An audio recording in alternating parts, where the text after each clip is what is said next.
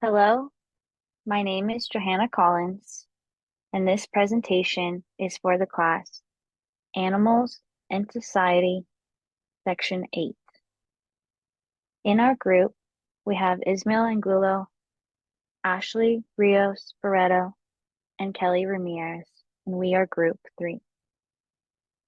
Today, we are going to be discussing why steroids and hormones should not be used in food animals.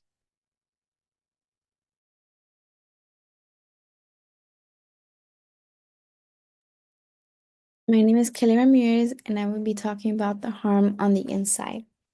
When steroids are injected into food animals, they can cause significant internal changes, particularly in their tissue, leading to long-term effects.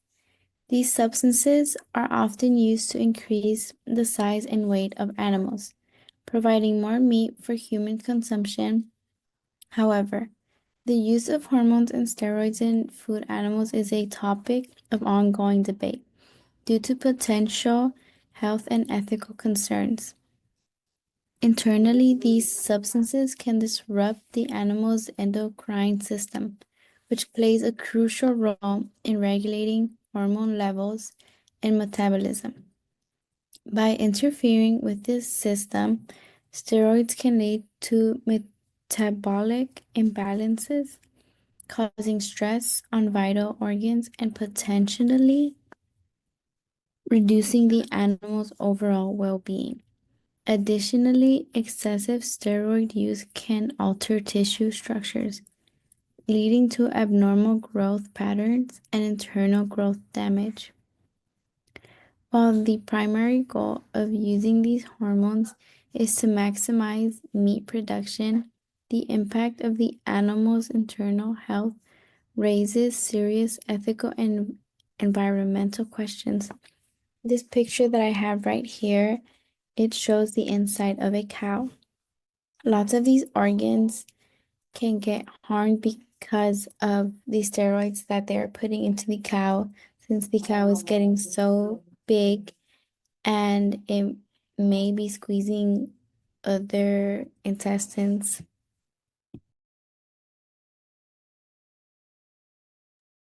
Hello, my name is Johanna Collins, and on this slide, I am going to be discussing the human health concerns connected with hormones and steroid use on feed animals. The hormones that are put into food animals are usually tested and approved by veterinarians. These hormones are safe for human consumption and are tested to make sure that these hormones aren't affecting humans in any way. People have questioned whether hormones are necessary in food animals, and other concerns that people have is if those hormones that are being put into these animals are harming people when they are put into their homes. These concerns are valid since the internet has put lots of things into people's heads that may change their minds about buying or consuming processed foods. Other concerns that people have is that it has changed the hormones in their bodies. An example of this would be early puberty in young children. There has been an increase of this over the years, and as a result, this has caused people to stop the consumption of red meat, dairy, and eggs as much in their diet. The Venn diagram over to the left shows how environmental health, animal health, and human health are all impacted and connected to one another. Hi, my name is Ashley Rios Barreto. I will be talking about the ethical considerations for this slide. Ethical argument against hormones causes short and long-term harm for the health of athletes. It is known to harm children and young adults in sports because it's considered as a form of cheating. The disciplinary procedure is made more difficult by the use of hormones medication for many sportsmen or sportswomen.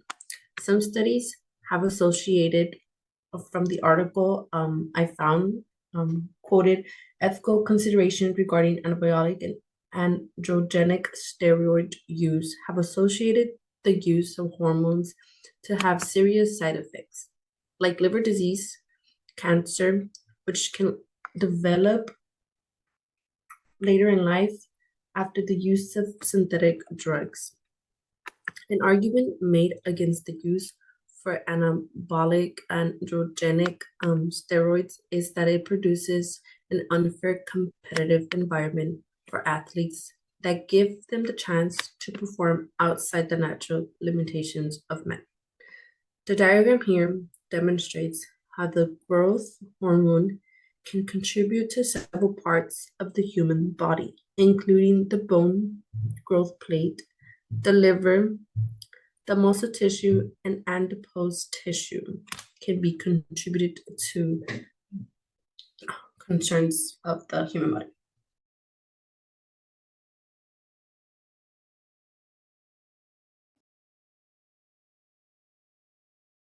All right, my name is Ismail Angulo, and I am going to be going over consumer preference.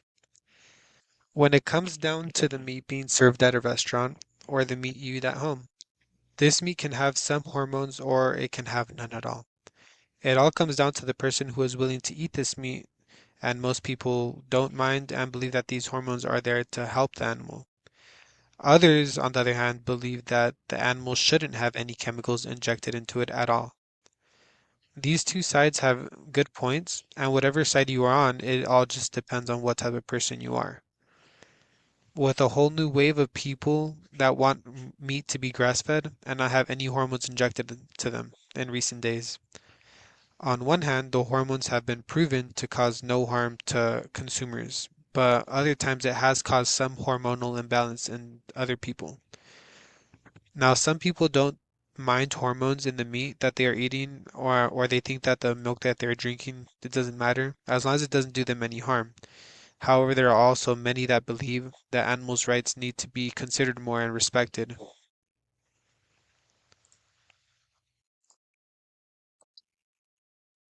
Hi, my name is Kelly, and I will be talking about environmental impacts. The high concentration of estrogen in soil and water to farm animals has been a topic of discussion for many years. Dietary exposure to sex hormones in meat, dairy, and eggs impacts human health in numerous ways. Because of the amount of exposure to these hormones in small amounts, these hormones, such as estrogen, are not harmful, and we even create these hormones naturally in our bodies. However, women excrete 16 milligrams of estrogen daily, while a farm animal releases 10 times that amount, and that is if the farm animal is not pregnant. If the farm animal is pregnant, they can release 100 times that amount of estrogen. When you have high volume meat and dairy farms, the toxins that are being released into the environment create a plethora of problems. Too much estrogen being present can cause tumor growths, which is a problem when the influx of hormones have contaminated soil and water sources. This picture demonstrates the cycle of damages and hormones that affect each other, like the offspring and the wild birds, surface water crops, soil, and poultry farms. They all affect each other.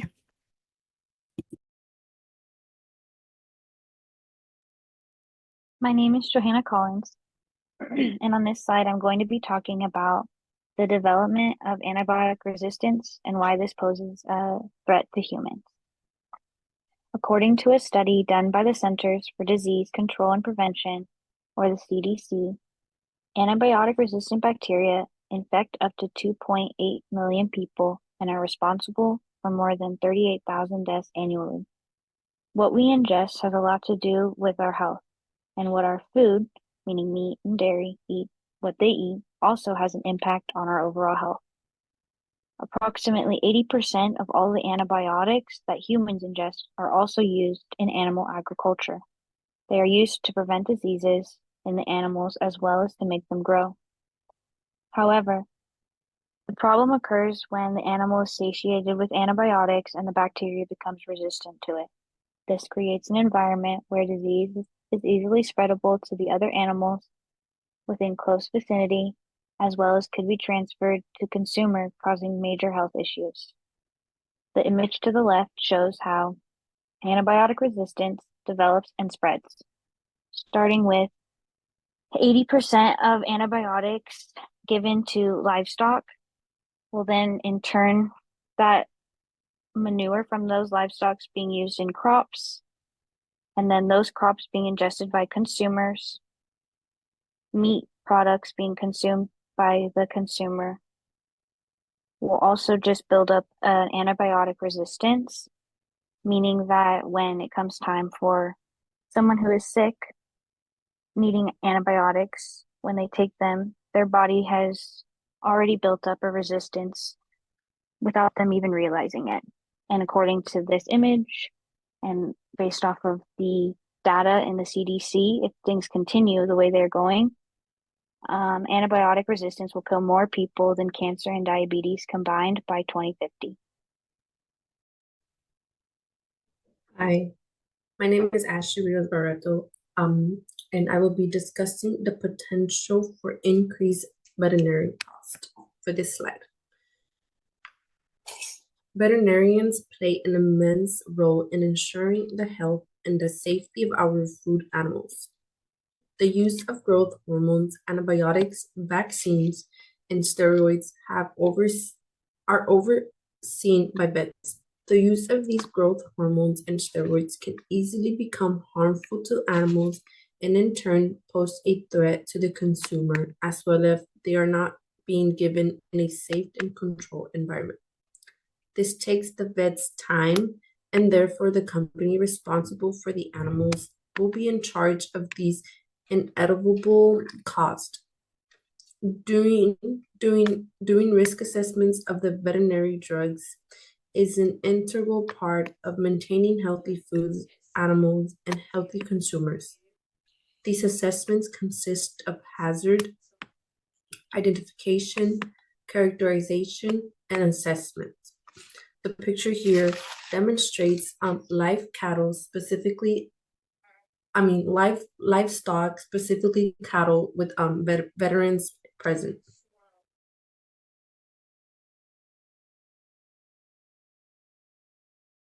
All right, my name is Ismael Angulo, and I will be going over public perception and misinformation.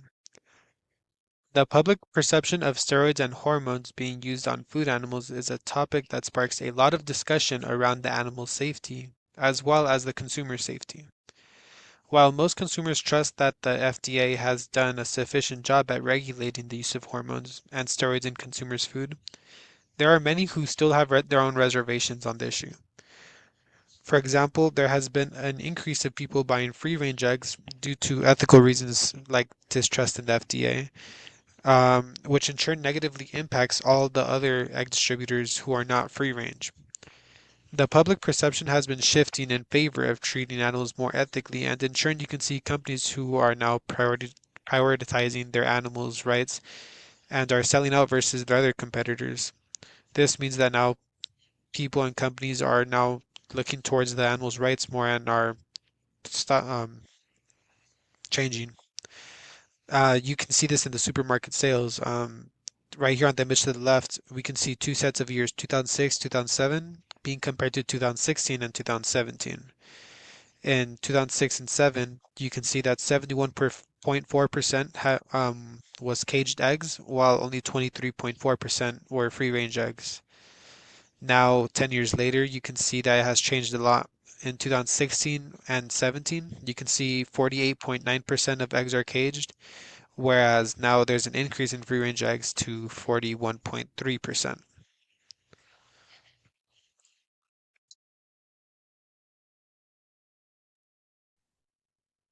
Hi, my name is Kelly, and I will be talking about the informed opinion and summary. Steroids have caused debates when it comes to whether or not steroids should be used in food animals. These hormones have changed the texture and has changed how much meat and fat proportion is in the meat. With all the information I have gathered, I was able to understand that hormones have caused some damage to the meat and to the consumer. I would say that if these hormones have caused damage to both the consumer and the animal, it would be good to test these hormones furthermore. If these hormones are changing the consistency of milk and meat, that can only signify that the damage it is doing on the inside is much worse. There are other factors to take into account, like not all meat has hormones or steroids in them. Not all meat has caused damage to consumers, but there has been some cases where these hormones have affected consumers, like triggering early puberty in young kids. This is our cited sources, and all of these sources are relatively new, and they all helped us with our project.